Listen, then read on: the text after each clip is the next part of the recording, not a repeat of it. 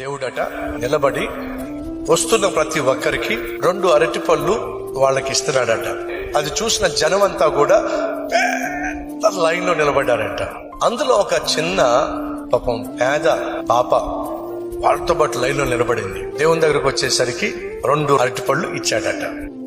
అరటిపళ్ళు తీసుకొని ఎంతో సంతోషంగా చూసుకుంటూ వెళ్తున్నప్పుడు మరి కాలు రాయికి తగిలిందో ఏమో, ముందుకు పడిందో ఏమో, 2 అరటిపళ్ళు వెళ్ళి ఆ మురుగుంట్లో పడిపోయినాయి. ఎంత బాధ అనిపించిందో. అప్పుడు ఆలోచించింది, మళ్ళీ వెళ్దాం, మళ్ళీ లైన్లో నిలబడదాం అని తిరిగి వస్తే ఆ లైన్ ఇంకా పెద్దగా ఉంది.